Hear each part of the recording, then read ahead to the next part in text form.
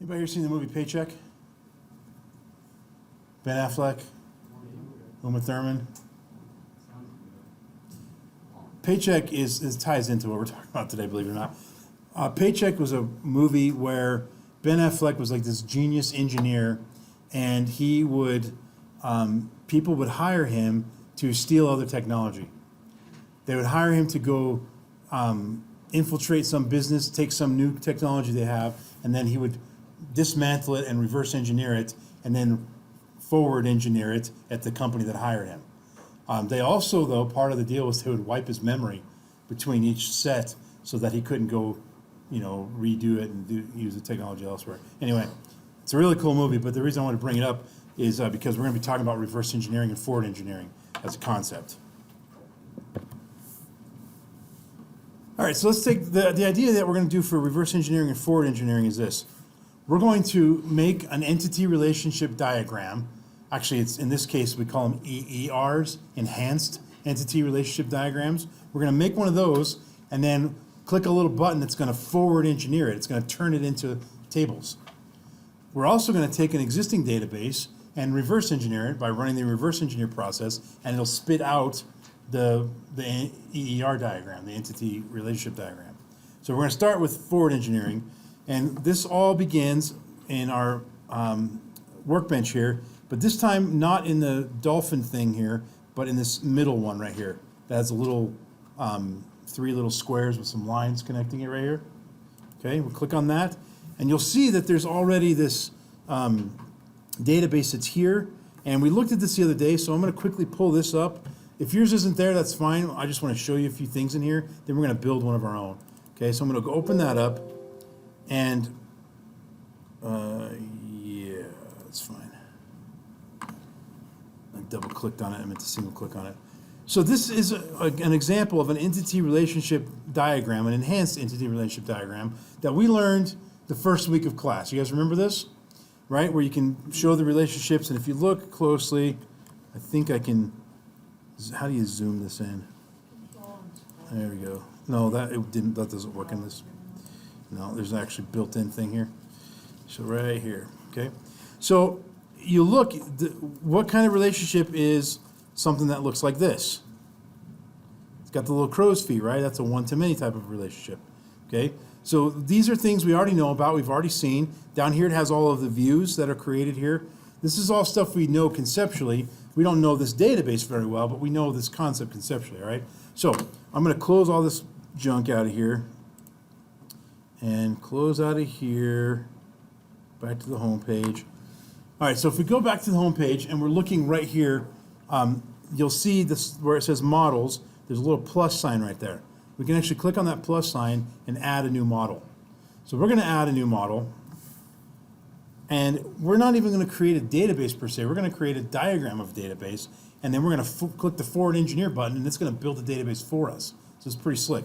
So right now it gives us this default here of this MySQL or MyDB or whatever, right? We obviously want to give it a more clever name than that.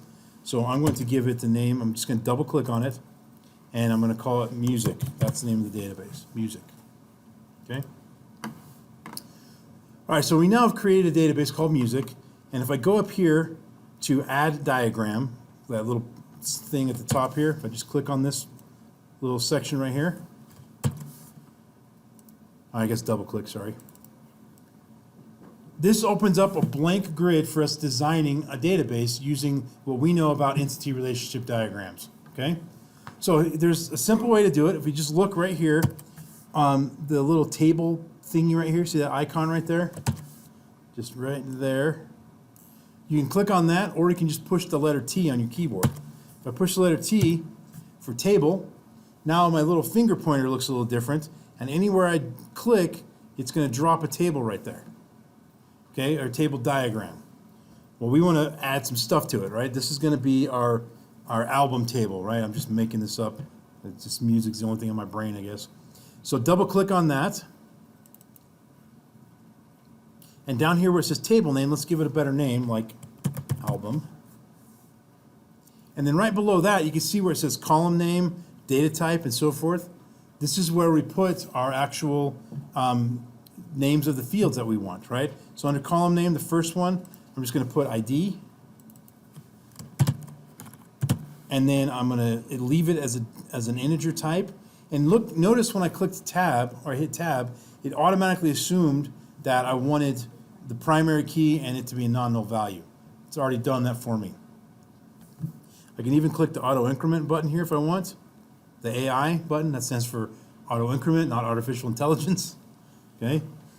Now down below the ID here, let's put a field called, let's see, album ID. So album, we'll just call it name, or yeah, just call it album underscore name. It doesn't matter, you can call it whatever you want. And then I'm going to tab over, and it takes me to the character field, the data type field, and I can choose what I want it to be. Look at all these choices you have, guys. You may not have known this before. We've only covered a small handful of these. There's a whole bunch of different types in here. I'm just going to stick with variable character 45. Okay. Okay, next field down below album name, we're going to do the year. And I'm going to make that a character 4. Okay, just char 4. What's that? There's a year data type. I know. I want it to be that way though. Yeah. Yeah. All right, and then the last one I'm going to put in here, give this a little bit of room here. The last one I want is artist ID. Artist ID, and then make sure you change that to an int when you tab over, because our artist table in a minute is going to have its ID need to be an int, and we want this to be the foreign key to that field. Otherwise, we'll get some errors. Okay. And then when I hit tab, it created this other field that I don't want. You can just hit escape there, and it'll get rid of that extra one. Okay. So now we've just very quickly typed in the names of the fields, and for the most part, use the default data types it suggested for us, right? And then, so let's move this up here. And that's that table. Let's go ahead and make another table. Just hit the T button and drop a table right here and double click on it, and we'll call this one artist. And I'm recording this too, so if you get a little behind, you can catch up with it later. Side note, if you watch my videos, which I hope most of you guys are watching, I've watched several times them at speed and a half, like 1.5 speed on YouTube, and they're not, I don't feel that they're too fast. So that can save you a lot of time. You can get through them pretty quickly if you do that. But if that's too fast, certainly 1.25 would be good enough. I think I sound better at 1.5 than I do at normal speed. All right, so we're calling this table artist. We're going to create an ID field. Again, I'm just clicking underneath column name here. Call it ID, and it's an int, and it's going to be primary key auto increment. And then we're just going to go with artist name. That's it. Artist underscore name. We'll leave it as a variable character. And that's it. That's all I'm going to do. So now what we want to do, we know that this table here, artist, its ID field relates to the artist ID over here. This is the primary key in the artist table called ID, and this is the foreign key called artist ID in the album table. I'm going to close this tab right here. Everybody see this? I'm just going to click the tab, and it's going to close that out to get it out of my way. Okay, so I have more room to play here. You'll notice over here on the left, these guys right here. All right, and in fact, let me increase the screen size just a little bit.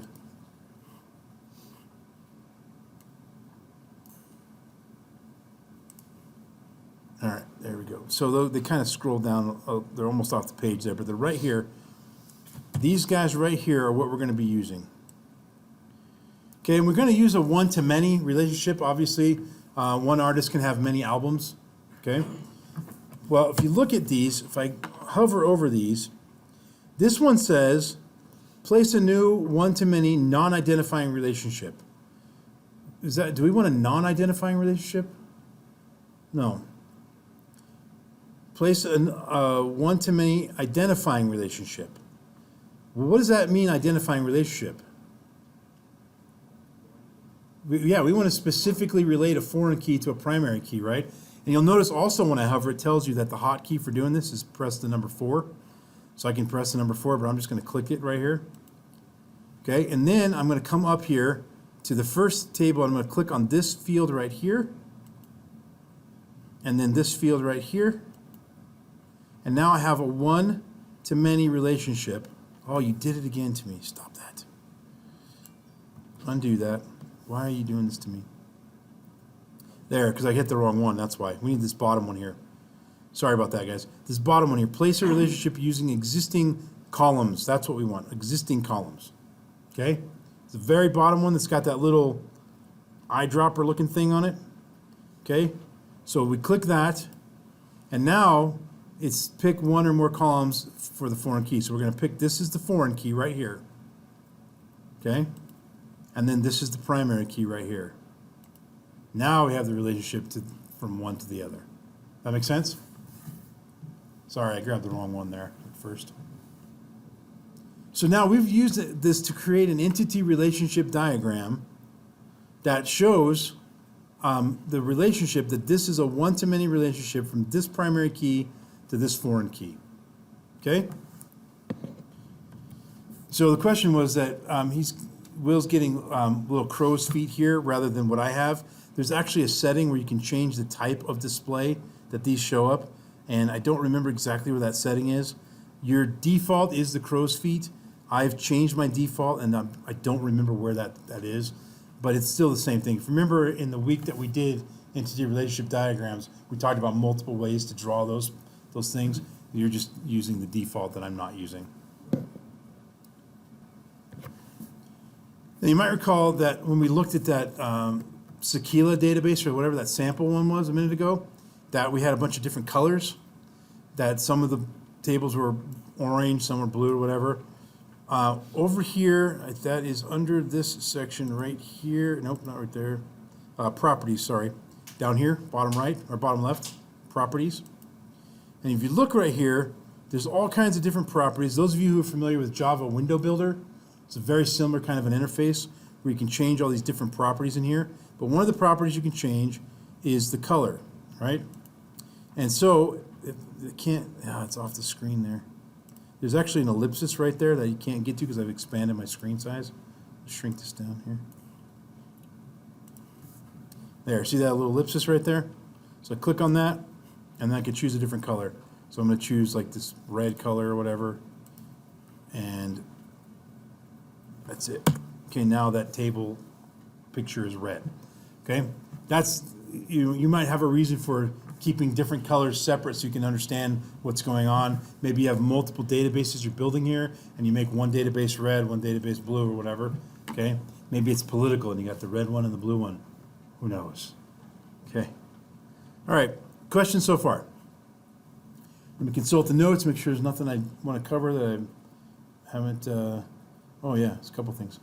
One thing over here on the left. Can you see this little thing where there's a red and blue square on the left right here? Yours may not be red and blue if you didn't change the colors like I did. This is it's called the bird's eye view. And there's a little window you can see that's around it right here. And if I move that window, I'm changing the view on the right. See that? Does that make sense, what I'm doing there? So if you have a whole bunch of tables, they're spread out all over the place, this can be useful to move around and find the spot you need in the diagram. Okay? Second thing, let's double click on one of these tables again, album here. And if you look down below here, you'll see that we have foreign keys down here. If I click on foreign keys, you'll notice that there's already a foreign key created. Why is there a foreign key there? Because I made one with the little drawing, right? The little crow feet diagram thing, right? And it gave it a name, fkey_album artist, and then it's saying which table it's referencing and which field it's referencing, right? Well, I'm going to delete that foreign key. You guys can or don't, you don't have to. I'm going to delete it though so I can show you how to make it down here instead of making it with the little diagram. Notice my diagram went away, okay? So right here, I'm clicked on the album table and I want to make a foreign key.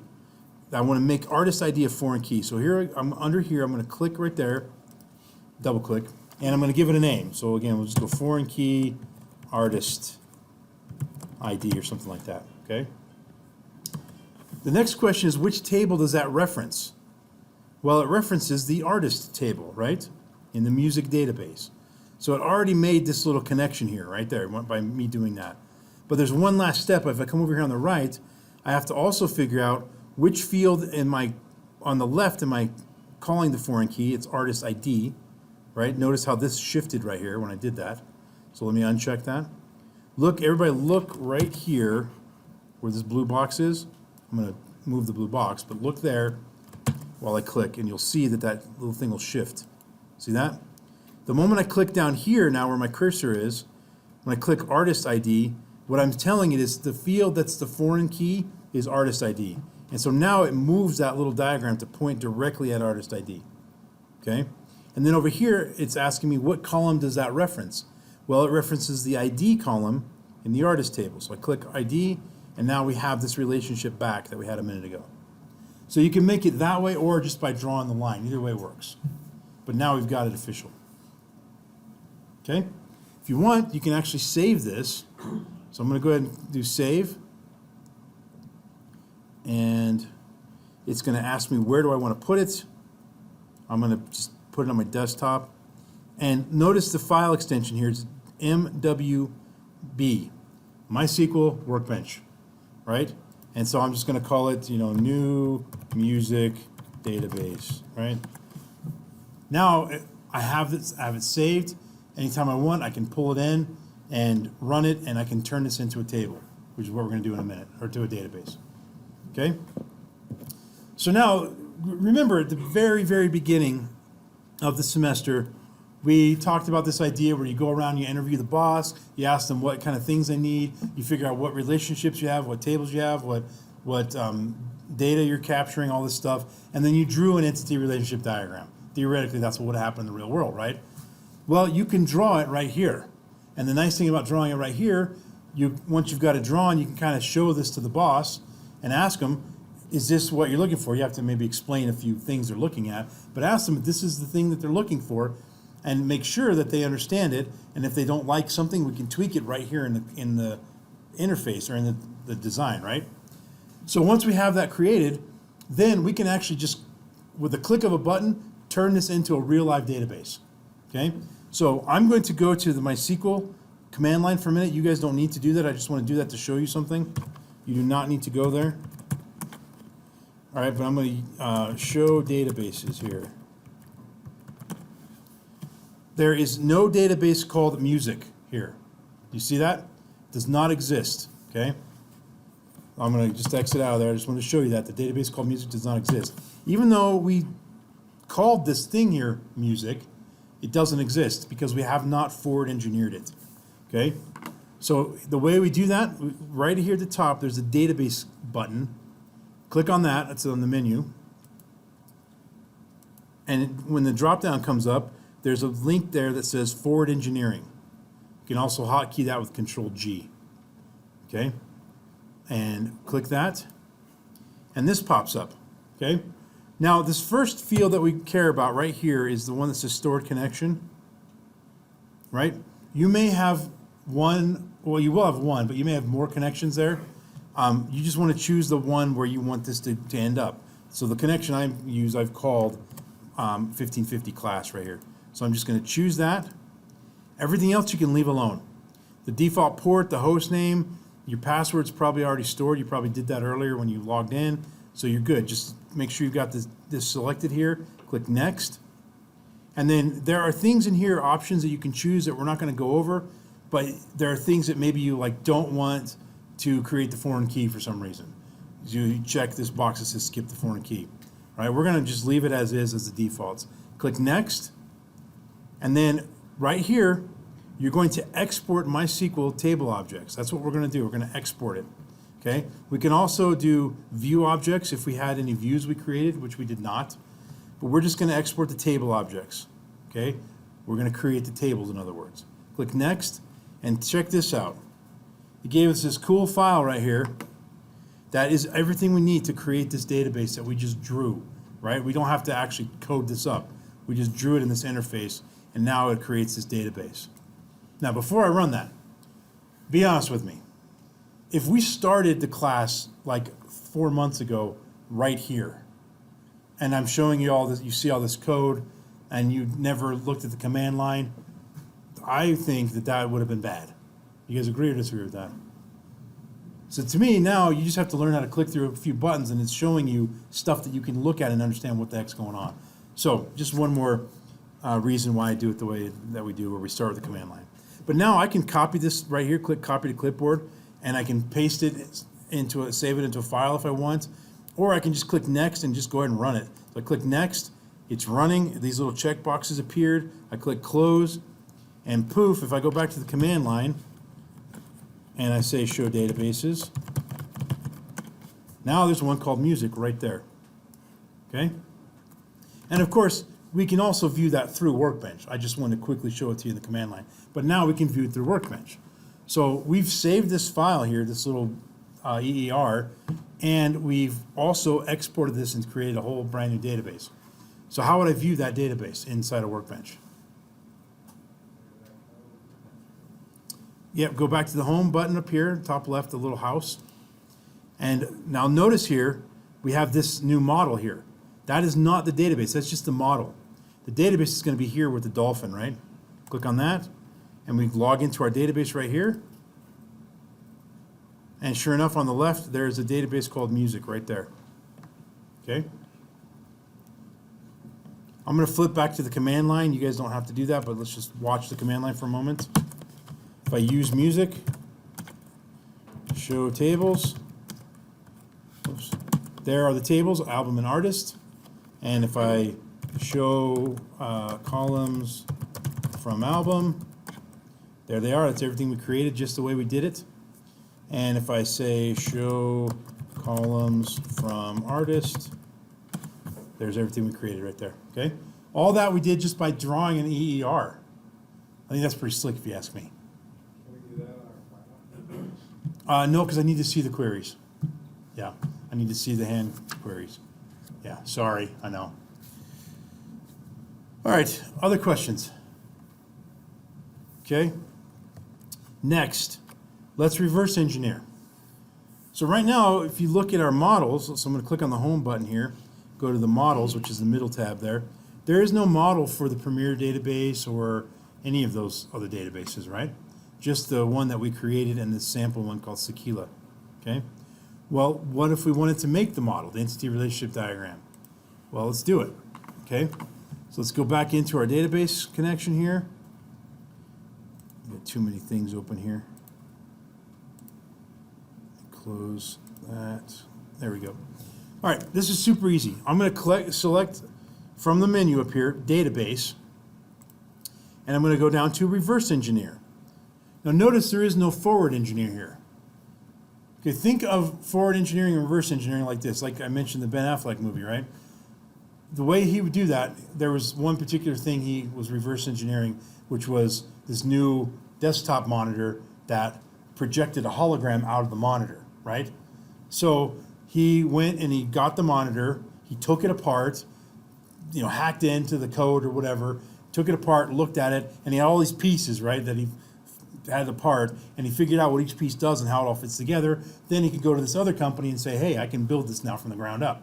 And so he builds it from the ground up. He takes all those pieces and he builds this new thing. So the reverse engineering was taking it apart into its component pieces. Forward engineering is rebuilding it from those pieces, from what you've learned. So a minute ago, we had the pieces, right? We had the little EER diagram. We forward engineered it into a database. Well, now we have a database, let's say the Premier.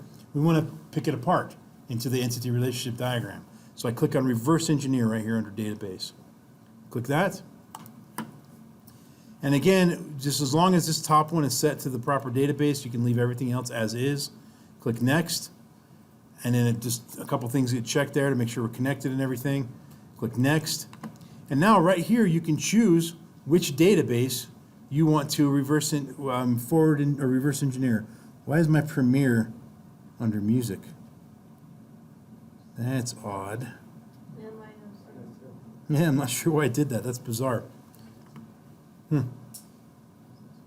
Strange. Well, I'm not sure what happened there, so we're going to ignore that, and we're going to reverse engineer Henry Books. Okay, so click on the Henry Books checkbox there. Click next, and then just next your way through it, and then eventually get to where you can just click execute, and we're done. All right, so I'm going to close out of this.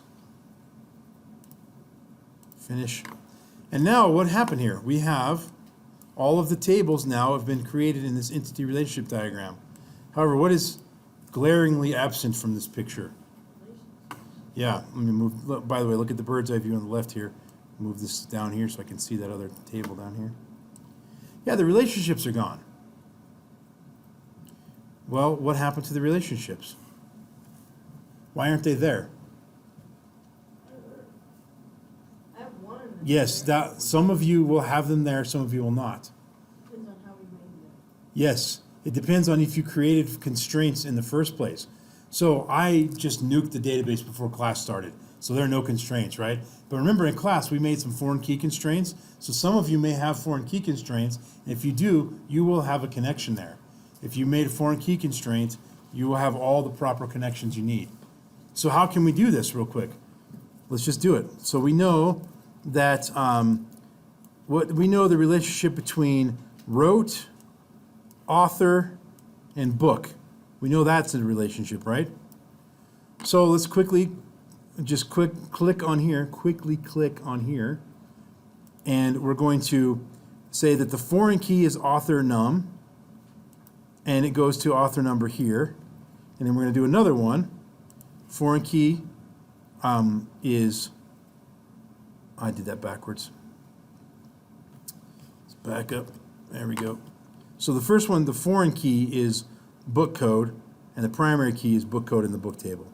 And then we're going to do one more of those, and it's the author num connecting to the author num right there. So now we have this one-to-many deal right here, right? By having this bridge table in between. We've just created a foreign key constraint. It's now officially a real live actual foreign key that must be enforced, okay? So publisher and book also have a relationship, right? And so let's see, where's the publisher code right there? So again, we're going to click on the little guy down here, click on the foreign key, which is the publisher code, click on the primary key, and now we've got that relationship there. All right? Inventory relates to the book code and to the branch. So let's create the relationship there. Where is the foreign key? That's what it's asking you. Click a foreign key. Well, the foreign key is inventory. In the inventory table, book code, that relates to this. And then let's click another one. And the foreign key is right here called branch, and it relates to the primary key of the branch table. There we have that relationship. Are there any other relationships that we're missing? I think that's all of them, right? Now we could forward engineer this and overwrite our Henry Books database, and now we've got all these constraints that'll be enforced in our database. We could do that if you wanted to. Or we can just save it and play around with it and mess with it later. Okay, what questions do you have about that? Feeling okay? Good? All right, we're going to change gears. If you're feeling pretty comfortable with this EER stuff, we're going to switch to a different subject. Good? All right, so the next thing we're going to look at is exporting and importing, okay? So if I come over here to File, and I want to export, I can actually export, I don't want to export this. Let's go back to our home page first. Go back into our database actually right here. Premier Database. And if I go up here and I say File, where is it?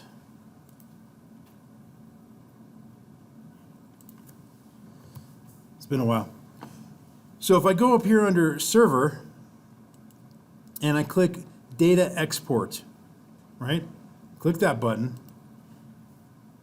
And check this out. It gives me a list of all the databases here. And I can say, let's just say we want to export Henry Books. That's it. Or I want to select all of them and export every database. You can totally do that.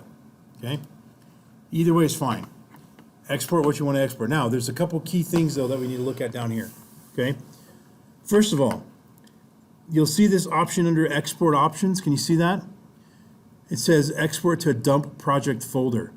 If you do that, what's going to end up happening, it's going to create a folder, and it's going to fill that folder with a whole bunch of files. That's not what we want, okay? What we want is the next one that says export to a self-contained file. What that's going to do is create basically like my reset file for the database. That's what that's going to create, okay? And so you'll see right here, export to self-contained file, and it's defaulting to want to go to users, Jeff Stone, 54, blah, blah, blah. I'm going to move that to my desktop.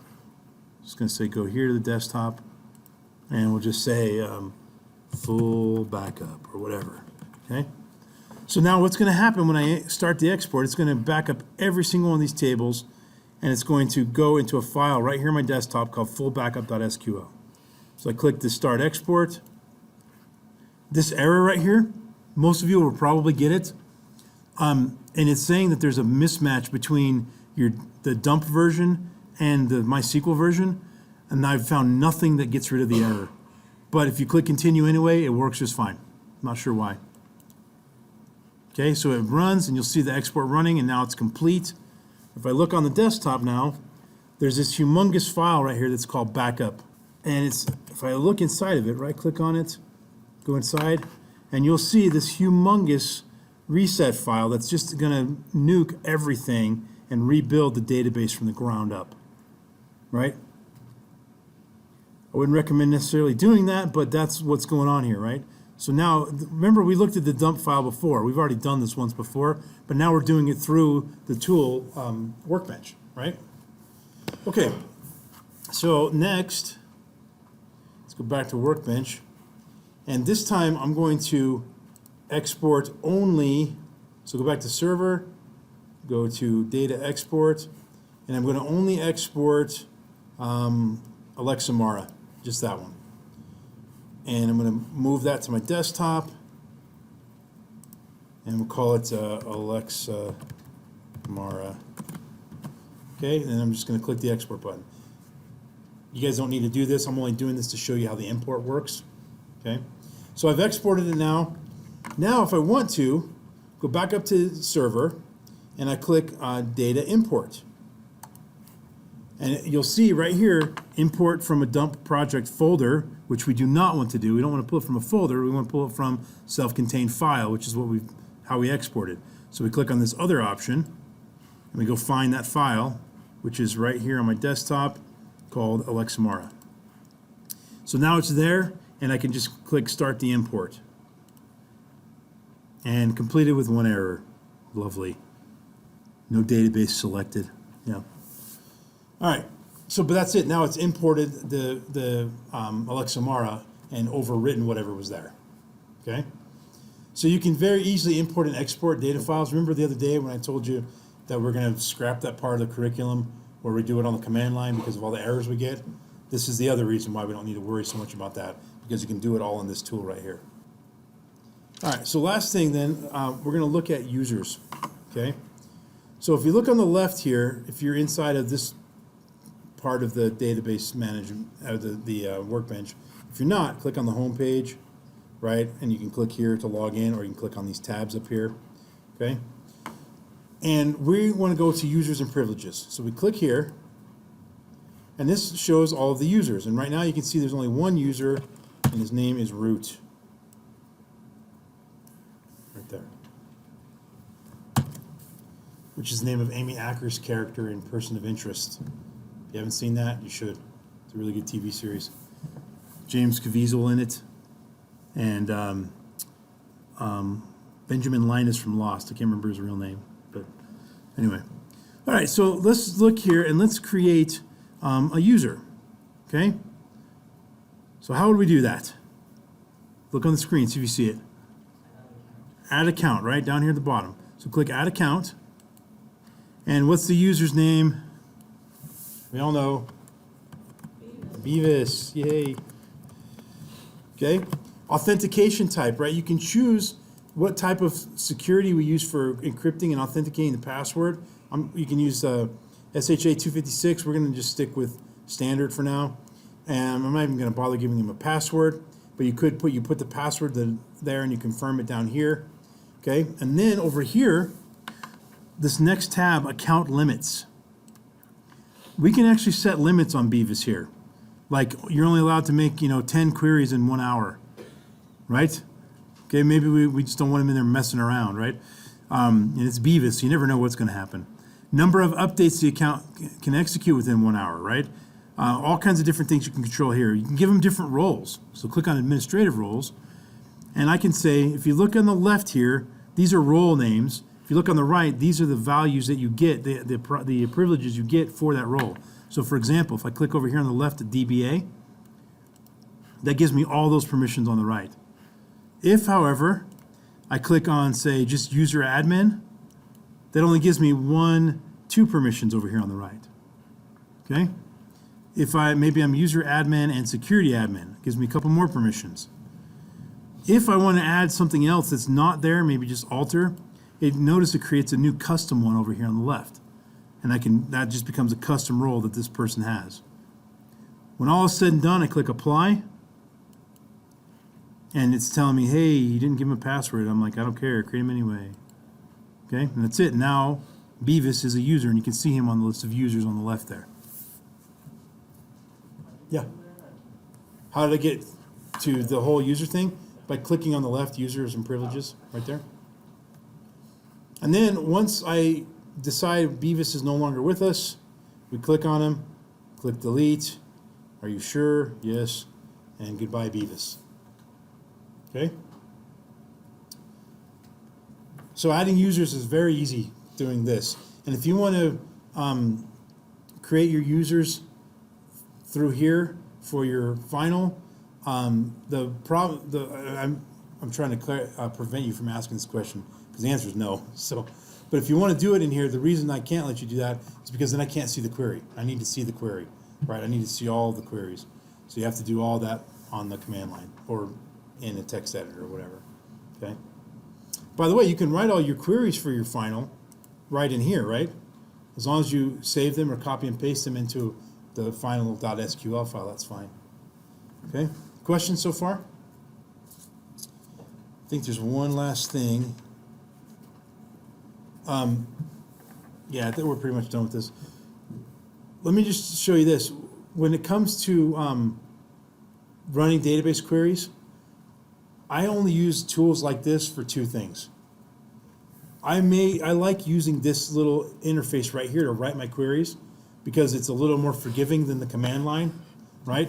If I say, for example, delete from part, and then I hit semicolon, and then I hit enter, and I'm like, oh crap, I meant to say delete from part where this case is true. If I was on the command line, it's gone. Everything's gone. But since I'm here and I haven't really officially run it, I can look at it, I can take a minute and go, oh yeah, I meant where, part num equals some particular part number, right? And then I can run it. So I like doing my queries in here. Plus you get the nice syntax highlighting, and which is why I like doing the text editor, right? You get the syntax highlighting in Notepad++, but you can't run them from Notepad++. Well, here you can run them. So that's one thing I use it for. The other thing I use it for is for users and privileges. I don't like doing that on the command line. It's easier to just do it in a tool like this. Everything else I prefer hand coding the query. But for users and privileges, I prefer doing it here because then I don't have to worry about if I made any mistakes. I can clearly see what privileges I want to give them on what tables and everything. Okay? And by the way, I don't use Workbench. I use a different tool, but I use that tool for those 2 purposes I just said. The tool I use is called PHP-MyAdmin, which is another popular one. But this is the one that's created by MySQL, people who created the language or who own the language.